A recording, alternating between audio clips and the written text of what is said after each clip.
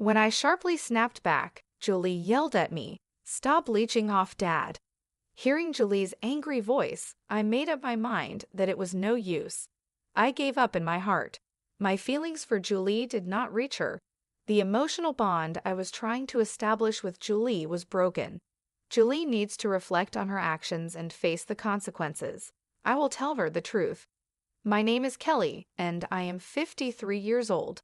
I have been married to Jerry for 8 years. Both Jerry and I have been married before we met each other.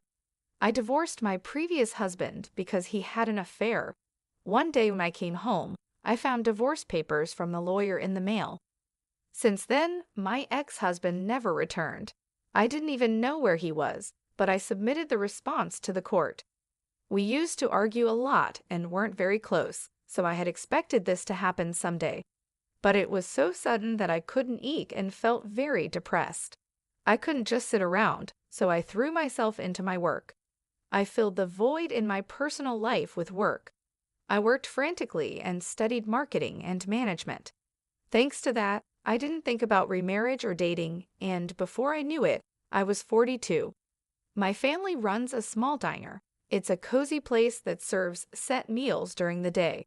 The food is good, plentiful, and affordable, making it popular with the town's folk. It's a small town, but almost everyone must have eaten our food at least once. My father's chicken steak is the restaurant's specialty. When Jerry proposed to me, I was over the moon, but hearing that he had a daughter made me anxious about the future. Will this work out? The thought of suddenly becoming the mother of an adult daughter was crushing. My happy feelings completely deflated.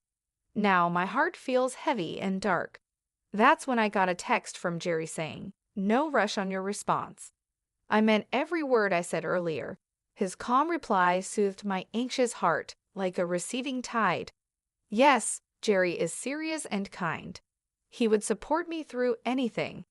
As for his daughter Julie, even though she's a concern, she's an adult and won't act like a child. She will understand about Jerry and me. I decided to accept Jerry's proposal. When I told Jerry I would accept his proposal, he was overjoyed. Seeing Jerry express his happiness so openly made me truly glad to have chosen to be with him. Since we were both remarrying, we just had a small dinner to introduce each other to our families. But Julie was in the worst mood I had ever seen. She was irritable and took out her feelings on the staff, saying, "So annoying, come on, bring the next dish." I asked her to calm down, and she snapped back, "Shut up, don't order me around, old lady." The term old lady took my breath away. I had met Julie a few times before, but this was the first time things had turned out this way. Is this Julie's true nature? After the introduction party, I discussed Julie's behavior with Jerry. Perhaps we should consider postponing the marriage, I suggested. Wouldn't it be better if Julie sorted out her feelings first? Jerry shook his head. Indeed, Julie's attitude today was problematic, but she has already moved out of the house, and we won't be seeing her every day. Being tied down by an independent daughter forever doesn't seem right to me. Jerry suggested that being confined during today's introduction party might have irritated Julie. Normally, Julie is quiet and not the kind to get angry like that. Please give Julie a chance. She's really a good kid at heart, he encouraged. Encouraged by Jerry's words, I decided to proceed with the marriage. I was determined to marry Jerry and live my life with him. Yet every time I saw Julie, I was reminded of that incident, which only increased my anxiety. I started living with Jerry, and we bought an apartment halfway between my company and Jerry's. Julie was living alone in an apartment near her company, so it was just Jerry and me living together. The first 3 years passed without any problems, and we were happy. The only tough part was during the holiday season when we met Julie, but other than that, it was peaceful. However, in the 5th year of our marriage, we faced a big problem. Julie moved in with us because her apartment was undergoing major renovations. She said the noise and the workers coming and going were too much, so she moved in with us. I had a bad feeling about it, and I was right. We turned a room we used as a storeroom into Julie's room. She complained that it was cramped and poorly lit, but we convinced her to tolerate it. For the moving-in celebration, we decided to have pizza. When I was about to order our usual delivery, Julie went ahead and placed an order from a famous steakhouse. The dishes from there are delicious but very expensive, about 4 times more than the food we usually eat. I was about to refuse, but Jerry gave me a look. I've recently realized that Jerry is lenient with Julie. He tends to give in to her whims, and perhaps that's why she gets upset easily when things don't go her way. She generally has an attitude and seems to think of the staff in any store as her servants. I've never seen Julie use words like "excuse me" or "thank you" to the staff, or even to me. Living with Julie was like that. I was feeling down, but this was too much to worry about from the start. In the end, we ordered the food Julie wanted. When the dishes arrived, Julie complained that it was late. Our order was supposed to be refused at first due to the sudden order, but Julie insisted and made them deliver. She complained that they were late. I apologized profusely to the delivery person while receiving the dishes. The payment, of course, came from our wallet. As I checked the contents of the 3 delivery boxes, I felt even more stressed. I found 2 assortments of appetizers and steaks and 1 box of hot dogs. Puzzled, I laid out the food on the table and began preparing drinks and soup. Julie and Jerry took their seats. Julie poured beer for Jerry, raised her glass with his, and began to drink. To Julie, I must be nothing more than a servant or maid. Jerry doesn't correct her. Is something going on? When I sat down at the dining table, in front of me was the box of hot dogs. I let out a soft and Julie looked at me with a smug half-smile. "That should be enough for you," she said with a snort, then began eating the appetizers. I had some vegetable sticks while Julie enjoyed the shrimp cocktail, fresh salad, and chicken wings. It was a clear act of spite from Julie towards me. I thought this would surely anger Jerry, but all he did was sigh as he looked at Julie. He offered his box of appetizers to me, saying, "Have some of this." I nodded slightly and took some portions from Jerry. I was tempted to scold Julie but restrained myself, considering that a confrontation on the first day might complicate our future living together. Moreover, I felt like I had taken Jerry away from Julie. Living with Julie started in the worst possible way. Jerry doesn't talk much about Julie. Whenever I ask about her, he just says, "She's at a difficult age, please forgive her." While working, helping out at my parents' house, studying, and doing household chores, I was already swamped. Now I had to take care of Julie on top of everything. Julie is simply selfish. She does nothing around the house. It's hard to believe she lived alone before. Moreover, Julie's requests are incredibly bothersome. Even a single piece of clothing came with a litany of instructions. Which items required dry cleaning, which should be hand-washed, and which needed air drying. When it comes to food, she specifies supermarkets and even the origin of the products. I usually plan meals based on sales and featured items at the supermarket, but that's not possible when accommodating Julie's preferences. I found myself planning meals while also checking recipes on the internet. As a result, our household expenses have nearly doubled. Julie doesn't contribute financially to the household at all. Even when I talk to Jerry about it, he just says, "Please bear with it." Unwilling to stir up unnecessary conflict, I chose to tolerate the situation. I reluctantly decided to cut back on work. I was valued and had high expectations at my company, with even hints of a possible executive position in the future. But now, family comes first. I applied for reduced working hours at the company. This decision will likely end any chance of career advancement, but I did it for Jerry and Julie. I've decided to endure. While shopping for dinner at the supermarket after work, I received a call from my mother. She told me that my father had been hospitalized. "What? Dad's in the hospital," I said. After hanging up, I hurried to the hospital.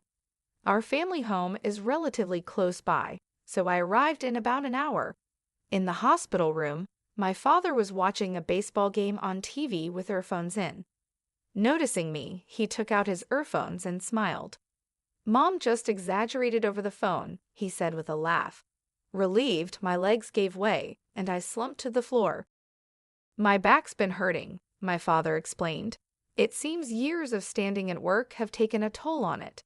I've decided to go through with the surgery," he told me with a laugh. At that moment of relief, I remembered something important. I hadn't informed Jerry or Julie about any of this.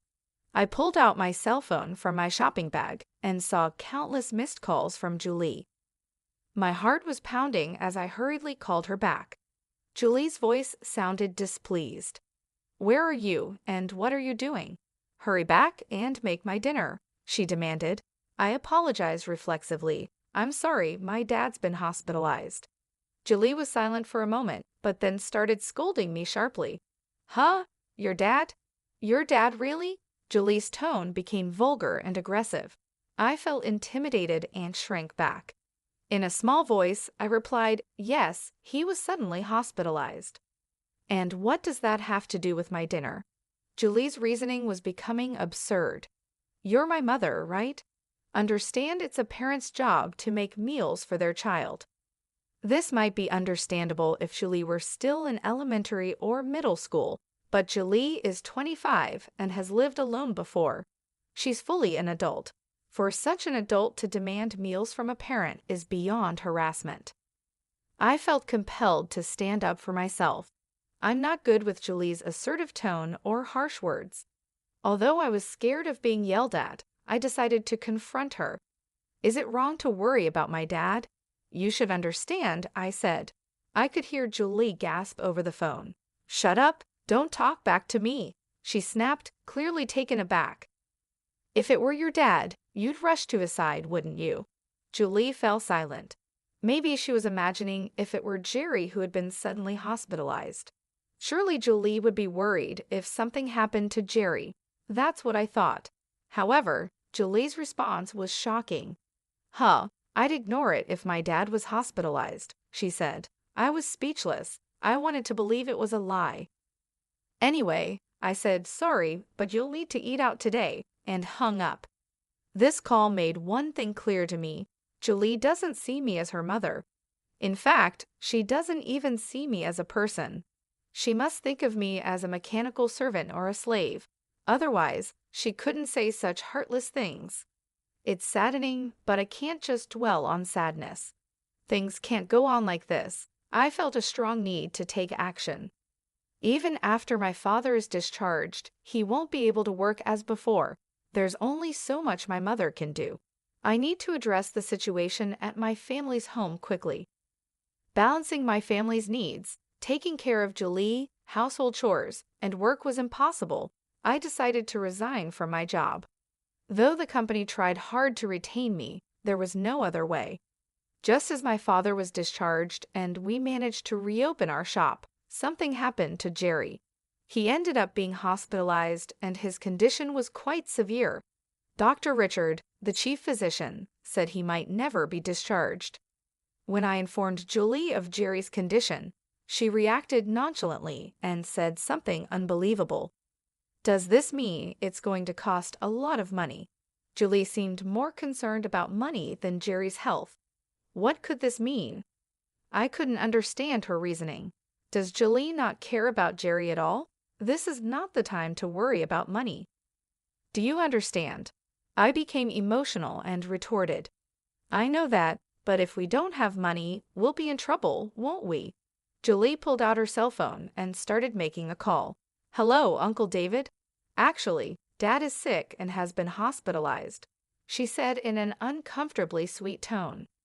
"I was hoping you could help with the hospital bills." Julie schemed on the phone, trying to get her uncle to pay for the expenses. "Then you can ask Mom about the rest." After ending the call, Julie gave me a cold smile, sending a chill down my spine. "So you'll have to talk things over with Uncle David," she said, humming a tune as she went back to her room. I was still reeling from Jerry's hospitalization when Julie's actions left me stunned. After a while, I received a call from my brother-in-law. I explained Jerry's condition and the outlook for the future. I broke down crying midway, but managed to explain everything. I also assured him that I would take care of the hospital bills, so he shouldn't worry. After hanging up, I slapped my cheeks with both hands to psych myself up. I can't afford to mope around over this. But bad things continued to happen. After our marriage, Jerry was entrusted with managing his parents' company. However, the business began to struggle. The cost of raw materials had been rising for years, leading to higher purchase prices and reduced profits. The company was so strapped that it couldn't afford to pay employees' salaries. In the past, Jerry's family used to help my family's business, but now the roles were reversed, and my family was supporting Jerry's company. With the business in trouble, Jerry had cut his own salary, so I was paying for the hospital bills with my salary. Most of the insurance policies list the company as the beneficiary. Ironically, Jerry's insurance money gave the company a bit of a breather during these hard times. In such a difficult time, Julie lashed out at me. The reason was a photo on my phone of a dining scene at a restaurant. Don't mess around using other people's money for such luxury. Julie berated me with vulgar language and an aggressive tone.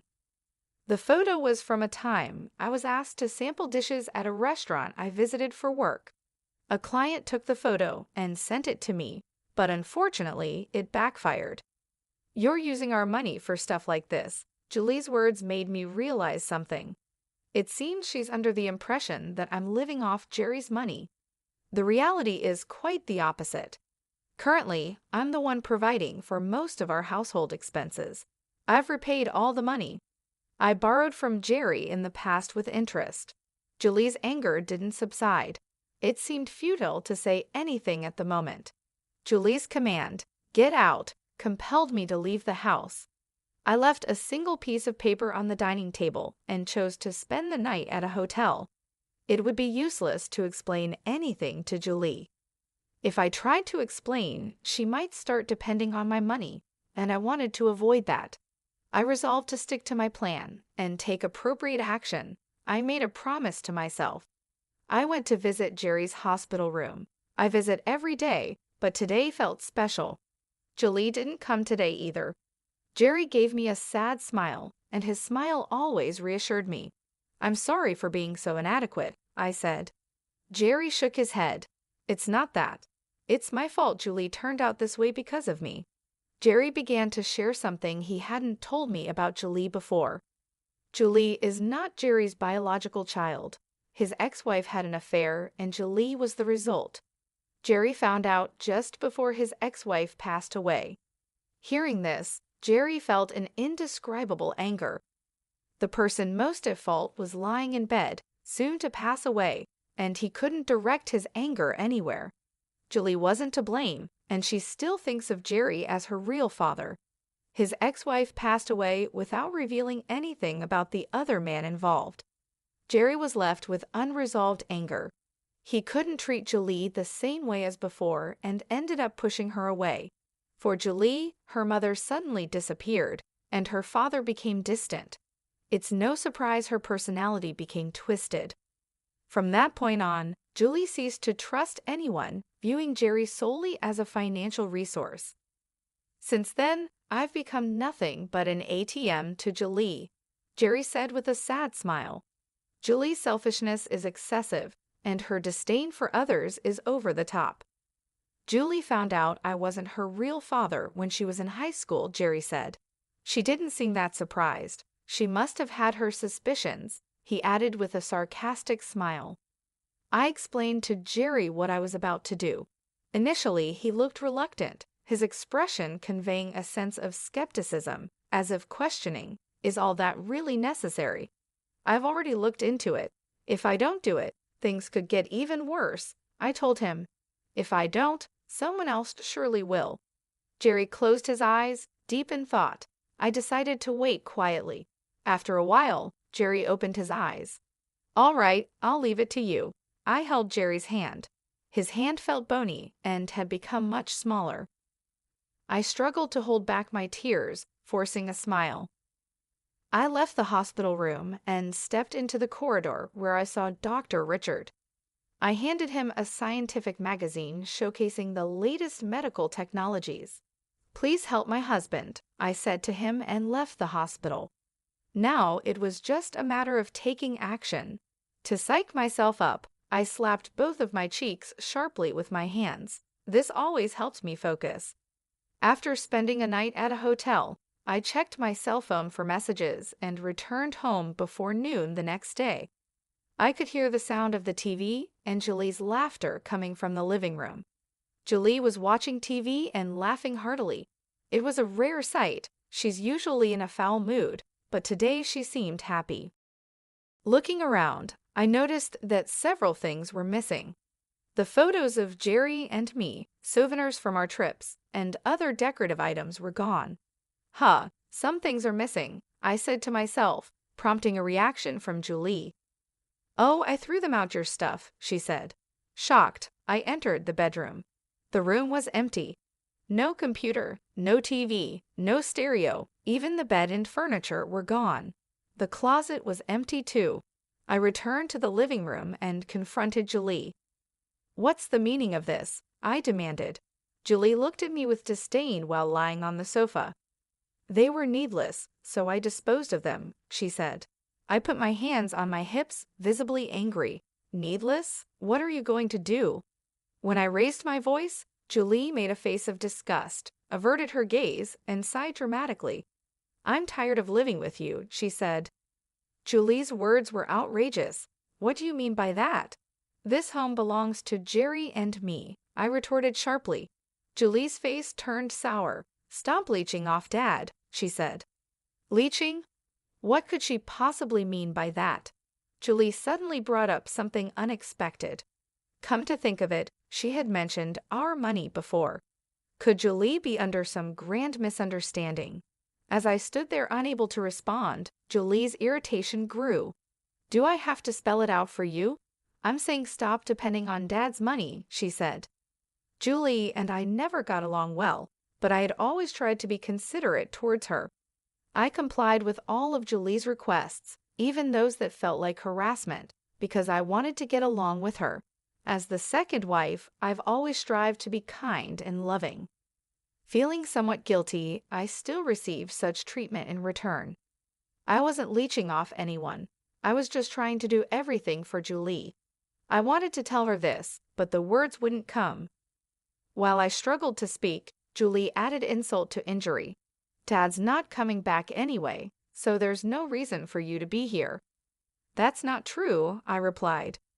Julie raised her voice. "Shut up. I don't want to hear your excuses." Hearing her hysterical voice, I made up my mind. It was no use. I realized I gave up in my heart. My feelings for Julie did not reach her. The emotional bond I was trying to build with her was broken. I felt my feelings for Julie fading. Just a moment ago, I thought of us as family, but now we're complete strangers. From the beginning, it was clear Julie was only using me for her own convenience. That's why she could so boldly drive me away. Julie needs to reflect on her actions and face the consequences. I resolved to confront Julie with the truth. Determined, I locked eyes with Julie. Julie looked back at me with fearful eyes. "What? Got a problem?" "No, I'll leave, just as you wish," I said. I checked other rooms, the bathroom, and the toilet. "Don't bother looking. Everything's gone." "I had it picked up by a collection service," Julie said. I picked up a flyer from the living room. "That's the place I asked them," she added. The flyer was just there conveniently. This was something I had left in the living room. I almost let out a laugh at Julie's shallowness. Forcing a stern face, I glared at Julie. "I hope you come to realize the gravity of your actions." With those parting words, I immediately left the house. As soon as I stepped out of the apartment, I contacted the waste collection service that had emailed me in the morning. The collection service had kept my belongings in storage. Not only did they store them, but they also moved them into the storage unit I had rented. I thanked them politely over the phone before hanging up. I intentionally left that flyer on the living room table. I thought Julie might just do something like that, given her personality. Seeking out a collection agency would have likely been too bothersome for her. I figured that if a flyer for a junk removal service was readily available on the table, Julie might be inclined to call the listed number. I was willing to forgive her if she didn't go that far, but Julie went through with it. My patience finally ran out. I went to the hospital to see Jerry. It seemed Jerry was getting some explanation from Dr. Richard when I entered the room. Dr. Richard left as I walked in. Jerry's face was unusually happy. It was a shame I had to bring up such a topic when he was in a good mood. Reluctantly, I shared the earlier incident with Jerry. His face immediately clouded over. "But it can't be helped, right?" I said, gently holding Jerry's thin hand. "Thank you for understanding," Jerry replied. In fact, I had already decided where I was moving to. Anticipating this situation, I had prepared a new place. Even if I wasn't kicked out, there was a chance I would leave on my own. Either way, I needed a new place. I planned to move and start a new life with a fresh mindset. It's just that things are happening a bit sooner than planned. Jerry smiled gently, comforting me. To be honest, being kicked out by Julie didn't really put me in a bind. It just moved my plans up by a couple of weeks. But now I'd have to live in a hotel for 3 weeks. Maybe it's my frugality that makes me think it's a waste. Regardless, I resolved in my heart to be prepared for whatever Julie might do next. I started taking the actions I had prepared for in advance. Once the move was successfully completed and I had settled down, Julie called me. As soon as I answered, Julie's loud voice filled my ear. "You took our money, didn't you?" she accused. I played dumb and asked, what are you talking about?"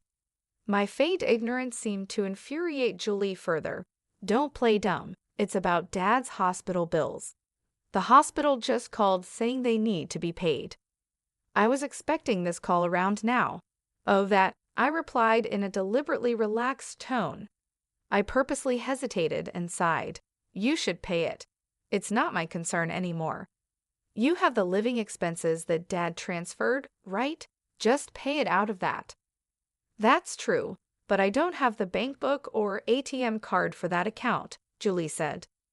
Julie should have the insurance documents and bank books, but the account balance is almost empty. "The balance is gone. You must have taken it," she accused desperately. The more heated Julie became, the more calmly I behaved. "I didn't take it," I said. I said with a composed face, "Don't lie. Who else could have used it?" I struggled to suppress my laughter. Ever since Jerry's salary significantly decreased, there has hardly been any money in that account. A simple bank statement update would reveal this, but Julie probably hadn't done that. There was just very little money to begin with. Even with this explanation, Julie wasn't satisfied. "If you can't pay the hospital bills, you should just use your own salary," I suggested. Julie remained silent. Given Julie's spendthrift nature, it's unlikely she has any savings. She tends to spend her salary as soon as she gets it. I knew how much Julie earned because Jerry had previously informed me about her earnings. Moreover, Jerry even used to give Julie an allowance. "You're old enough to have some savings, aren't you?" I said. I could almost hear Julie grinding her teeth. After a long silence, so long I thought the call had dropped, Julie suddenly raised her voice. "What's wrong with me spending the money I earned?" Julie continued to rant. "You're the one who spent all the money Dad gave us, aren't you?" I could hear Julie's heavy breathing. The farce was over, so I got to the heart of the matter. "If it's not savings, then use the money you acquired dishonestly," I said. I heard a thud. It seemed Julie dropped her cell phone, probably too shocked to keep a grip on it. "How did you know about that?" Julie didn't deny it. She had just admitted to the wrongdoing. There was no escaping it now. "We will discuss the details when we meet," I told Julie and hung up. I had sent the meeting place via email. I also attached the audio file of Julie saying, "How did you know about that?" to the email. I had recorded the conversation with Julie. It's always wise to have evidence on hand. I had arranged a meeting with Julie, and all that was left was to present my evidence. The next day, Julie showed up at the agreed meeting place. It was the entrance to the apartment building where I lived. I called out to Julie. Julie looked up, surprised. Here? Yes, I sent you the address, didn't I? Julie craned her neck to look up. You live in this tower? She asked, staring at the tallest and most expensive apartment building in the area. An Italian sports car was even parked at the entrance. This place is worth over $1 million, isn't it? Julie muttered. I led the astonished Julie to my apartment, which is close to the top floor. Even with the high-speed elevator, it takes a while to reach the top. During the ride, Julie was nervously biting her nails and trembling, clearly sensing something bad was about to happen. Upon arriving, I unlocked the door with my cell phone, which also serves as a key. Julie looked at me with a surprised expression. I entered the room without minding her reaction. The living room offers a panoramic view. The apartment we used to live in looks tiny from up here. The living room is spacious with a generous layout, and the kitchen is large. I had Julie sit on the sofa. She was clutching her bag tightly, clearly tense. I made some coffee and handed it to her. Julie took the cup with a rattling sound, trying not to drop it. It's too spacious. It's unsettling, I said mockingly, smiling at Julie. She remained silent. I've been preparing to live here for a while, I continued. Julie must have thought of me as a parasite living off Jerry. No wonder she was shocked. Shall we start the discussion then? This is Scott, my lawyer. I introduced Scott, who was waiting in the back, to Julie. She seemed too overwhelmed to even notice Scott. Her gaze was unsettled, darting around nervously. Ignoring Julie's state, Scott began laying out documents on the table. Julie barely responded to my attempts to engage her in conversation, distracted by the room. Just when I thought we couldn't have a proper discussion, Julie mumbled, "How could you afford such a penthouse?" Figuring she was curious, I answered, "Julie, I just bought it the regular way." "Don't lie. How could you afford it?" she asked. I had the income to afford it. As my family's small restaurant began to recover, I not only advised, but also got actively involved in its management. The business flourished in an exciting way, and I quit my corporate job as I got busier. Julie likely assumed I had become merely a housewife after leaving my job. We turned the small restaurant into a corporation, and I became an executive. The business was doing well, expanding into multiple outlets like a specialty grilled chicken restaurant and a fine dining place. That's why I could easily afford this penthouse apartment, I explained. I earned that much. I shared the story of my family's business. Julie only knew that Jerry had helped when my family's restaurant was struggling. I then told her how my family's business eventually came to support Jerry's company, and that I had become an executive. Hearing my story, Julie slumped in defeat. I wondered if Julie was feeling regret, but she suddenly looked up and said something unexpected. "All right, I'll live here too. Let's make up." What is she talking about? I thought, but I just silently stared at Julie. "There's enough space here for my room too, right?" she asked. I glared at Julie with a cold look. "Save your dreaming for when you're actually asleep." She was completely unfazed by my sarcasm. "I'm serious," she said. That's when Scott cleared his throat. He probably couldn't bear to go along with Julie's absurd statements any longer. Scott handed Julie a bill. Looking at the bill, Julie's face turned pale, her hands trembled, and sweat formed on her forehead. "This is a fraudulent bill. It's a phantom charge," Scott stated. After graduating from college, Julie had worked at Jerry's company. However, she conspired with a client company to make unjust charges to the company. The illicit gains were shared with the accomplice from the client company. To set Julie up, I had hired a detective and conducted a thorough investigation. An individual from the client company who conspired with Julie leaked information to Scott. I immediately consulted with my in-laws, who had stepped down from the presidency to become chairpersons, about the matter. They were furious and promised appropriate punishment. Embezzlement on the job is quite the crime indeed, Scott added. If convicted of fraud, you could face up to 11 years in prison, not to mention civil damages. Wait a minute, there must be some mistake. Julie desperately tried to deny it.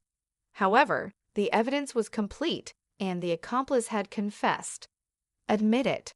The charges against you are only getting heavier, Scott said. Just as I thought, Julie was gripping the bill tightly enough to tear it. She suddenly stood up. I'm sorry, Julie apologized. Sorry doesn't cut it, I spoke in a flat, emotionless voice.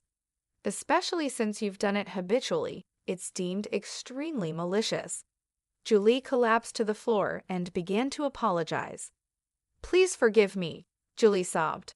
No chance, I replied coldly. Her face became a mess of tears, and her usually perfect makeup was completely ruined. If things continue this way, losing your job will be the least of your worries. You might even get arrested. Julie's apologies wouldn't earn her forgiveness. Her tears and runny nose left dark stains on the carpet. Please forgive me. Just staying silent about it is enough, she pleaded. I turned my back on Julie, who kept apologizing. This isn't just between you and me, I said. Julie seemed unable to let go and made an outrageous offer. Then I'll give you money. I'll charge the company again and give you that money. I sighed deeply and pressed my hand to my forehead. Nothing I said would make a difference now. Julie had no intention of repenting. She was solely focused on navigating her way out of the predicament. There's no helping you. You need to be properly judged, I said, revealing the voice recorder in my hand. Julie realized she had made an outrageous proposal. She trembled, covering her mouth with her hand. I'll submit this as evidence to the police, I declared. Julie kept her head down, as if something had been drained from her. Scott and I then escorted Julie out of the room. Leaning against the wall, she staggered toward the elevator. Once Scott had departed, I collapsed into the depths of the sofa, exhausted. It was finally over. I reported the outcome to Jerry via email. As planned, Julie was criminally charged by the company. She was arrested, and the employee from the partner company was indicted. While on bail, Julie had been dating this employee. Whether Julie really had romantic feelings is unclear. It's highly possible she pretended to like him just to use him. Julie is now detained in a holding cell awaiting trial. She also faces a lawsuit for damages from the company. Julie was disliked at the company, and perhaps this was a form of retribution. Being the president's daughter, she was exceedingly unpopular among the employees. She also had a haughty attitude toward clients, which negatively impacted performance. Not only was her attitude presumptuous, but Julie also made many mistakes. There were numerous complaints, but no one dared to criticize her because she was the president's daughter. This is what I heard from Jerry. Jerry is still hospitalized, focusing on his treatment. He entrusted the presidency to Gary, his reliable executive vice president. This decision had been made quite a while ago. With Julie gone, the transition proceeded smoothly. Jerry is fighting his illness despite the challenges in getting discharged. A pioneering treatment available in France offered new hope. Holding the published scientific journal, Dr. Richard and I had many discussions. Dr. Richard understood and agreed, and Jerry will soon go to France for treatment. Of course, it's private healthcare not covered by insurance. I'm not worried about the treatment costs. If necessary, I can just sell the penthouse. Jerry will surely recover, and he will surely smile at me with that gentle smile again.